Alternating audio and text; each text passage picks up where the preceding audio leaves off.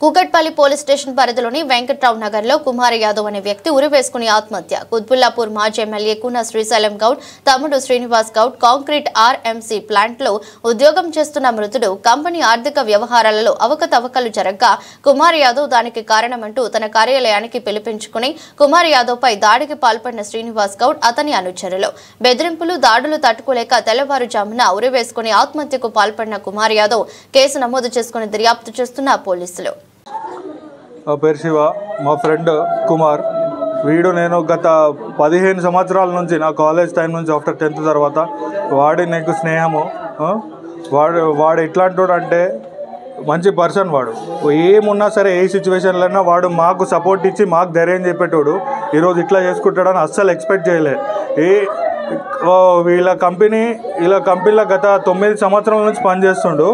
ఇన్ని రోజులు ఎంత నమ్మకంగా చూసిరంటే వాడిని మంచిగా ఏమున్నా సరే వీనికే ఇస్తుండే. వీడు అంత నమ్మకం తెచ్చుకొని తర్వాత వీళ్ళ ఆఫీస్ వాళ్ళు ఏదైతే ఉన్నారో మొన్న రీసెంట్గా ఒక 5 కలిసి ఫ్రాడ్ చేసేసరికి మెల్లమెల్లగా అందరి పేర్లు బయటకు వచ్చేసరికి ఫోన్లు గుంజుకొని అన్నీ పర్సనల్గా ఫ్యామిలీని అన్నీ పిలిపించి కంపెనీ దగ్గరికి శ్రీశైలం గౌడ్ వాళ్ళ తమ్ముడు శ్రీనివాస్ గౌడ్ ఆయన ఫుల్ హరాస్ చేస్తున్నట్ట. ఆఫీస్కి పిలిపించి ఈ 4 రోజులైంది ఫోన్ గుంజుకుండు, ఫోన్ వేయలేదు, ఫోన్ ఆయన దగ్గర పెట్టుకుండు.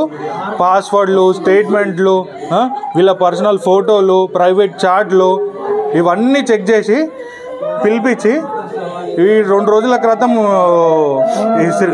తిరుపతి వచ్చిన తర్వాత మళ్ళీ నిన్న సాయంత్రం పిలిపించి కార్ తీసుకొనిరా నీతో మాట్లాడేది ఉంది అని చెప్పేసి కార్ తీసుకొని పోతే కార్ గుంజుకున్న తర్వాత వాళ్ళ ఎవరైతే లారీ డ్రైవర్స్ ఉన్నారో వాళ్ళతో కొట్టిపించేసి ఇంకా వీళ్ళ పర్సనల్ ప్రైవేట్ చార్ట్లు తీసుకొని వాటి గురించి వీళ్ళు ఏమవుతారు, ఇది ఏంది ఇదంతా అంటే అదో రకంగా గలీజ్గా మాట్లాడడం జరిగిందట.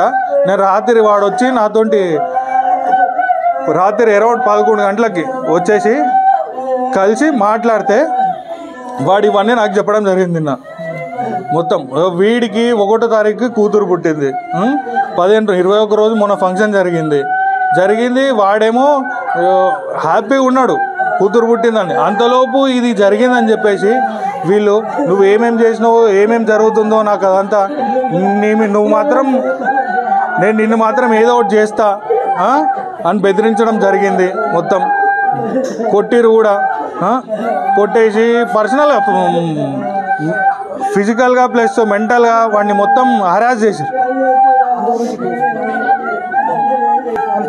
అందు గురించే మొత్తం ఇట్లా చేసేసరికి రాత్రి కూడా ఫుల్ ధైర్యం ఉన్నాడు.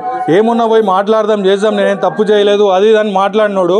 పొద్దున చూస్తే ఇట్లా ఊరేసుకుంటాడని మేము అస్సలు ఎక్స్పెక్ట్ చేయలేదు.